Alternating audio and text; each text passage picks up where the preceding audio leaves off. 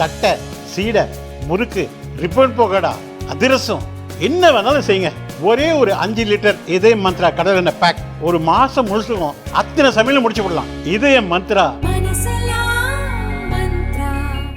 பரபரப்பான அரசியல் சூழலில் இன்று தமிழக வெற்றி கழகத்தின் செயற்குழு கூட்டம் பனையூர் அலுவலகத்தில் நடந்தது.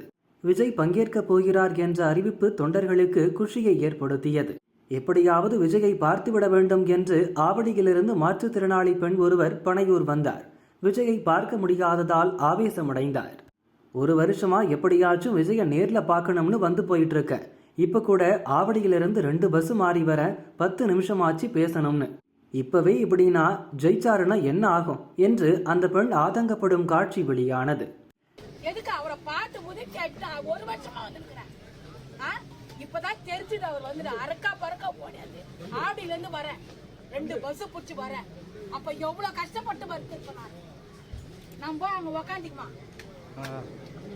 ஒரு 10 நிமிஷம் பேசுறதுக்கு. இப்பவே இந்த மாதிரி அப்புறம் கட்சியில ஜெயிச்சு வந்தா என்ன செய்வாரு? அவரு செய்வாரு.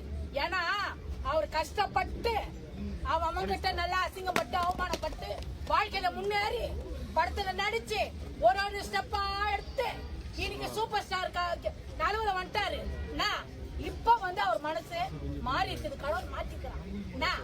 இந்த மக்கள் எல்லாம் வாழ வைக்கட்டும், இந்த ஜனத்துங்களை வாழ வைக்கட்டும், ஒரு நல்ல மாற்றம் உண்டாகட்டும் ஜனத்துங்களுக்காக.